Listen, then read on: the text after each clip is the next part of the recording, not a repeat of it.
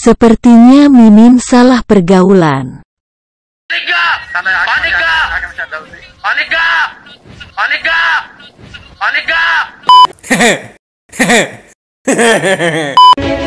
Halo friend, kembali lagi di Amanda Channel.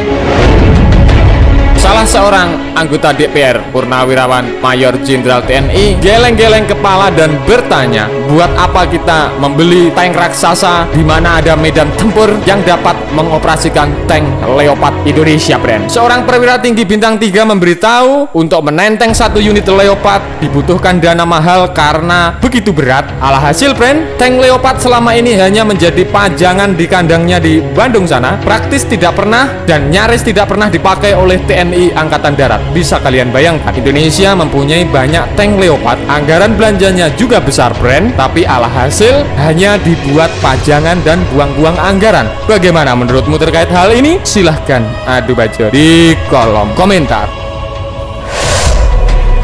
Usut punya usut, brand. Tank Leopard ini dibuat khusus untuk membidik musuh dari jarak 6 km. Biasanya tank ini digunakan untuk wilayah peperangan datar seperti di gurun pasir, sementara di Indonesia jarak bidik paling maksimal hanya 2 km saja. Jadi, brand, usut punya usut menurut banyak pengamat militer yang bukan kaleng-kaleng seperti Mimin ini, brand, bahwasanya tank Leopard sangat tidak cocok untuk Indonesia. Berdasarkan pengalaman, paling banyak sasaran bidik 2 km.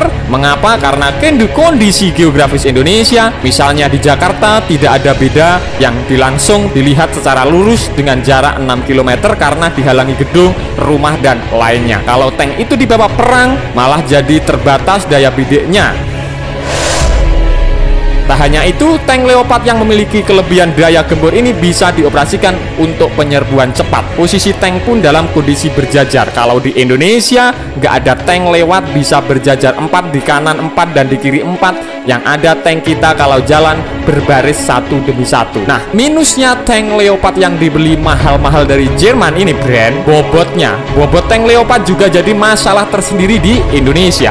Pasalnya, tank yang digunakan saat perang dingin di antara Jerman dan Uni Soviet itu memiliki berat kurang lebih 63 ton. Bisa kalian bayangkan, jika kejebur rawa, tenggelam, nggak bisa naik, friend. Pokoknya cocoknya di gurun lah.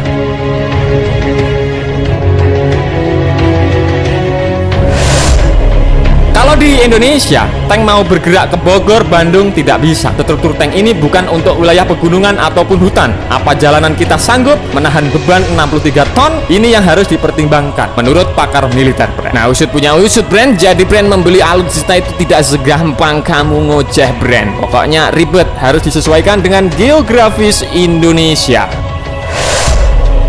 Nah, usut punya usut, hal ini senada dengan komentar dari mantan Presiden Republik Indonesia yakni Bapak B.J. Habibie. Presiden Republik Indonesia yang ketiga, Bapak Joseph Habibie, menilai tidak tepat adanya pembelian tank Leopard dari Jerman untuk pemerintah. Menurutnya, tank Leopard tersebut tidak cocok digunakan di tanah air, makanya jadi pajangan di Bandung, brand. Habibie menuturkan saat ini skenario perang sudah berubah, makanya tak heran banyak negara-negara Eropa yang menjual tank buatannya. Dirinya pun meminta pemerintah agar lebih memikirkan dalam pembelian tank Leopard tersebut. Sekarang atau negara Eropa cari orang-orang yang mau membayar besi tuanya. Saudara-saudara, pakai dong otaknya. Jadi seperti itu pernyataan B.J. Habibie di saat itu. Habibie menjelaskan berat tank Leopard tidak cocok untuk menjelajah Indonesia yang umumnya banyak ditemui jembatan. Menurutnya tank buatan Jerman tersebut cukup berat, jadi cukup menghancurkan jalan. Dengan bobot 60 ton, tank Leopard bagaimana bisa melewati jalan-jalan di Indonesia? Makanya mangkrak, friend.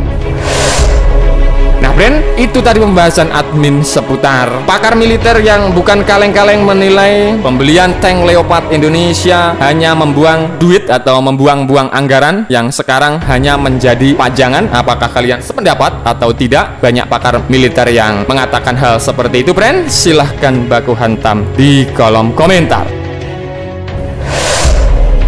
Nah, friend, oke, sekian dulu video dari Amanda Channel. Jangan lupa like, share, komen, dan subscribe agar channel ini semakin berkembang dan tentunya bisa bermanfaat bagi kalian semua. Nantikan video menarik dari kami lainnya. Terima kasih, see you next time. Bye.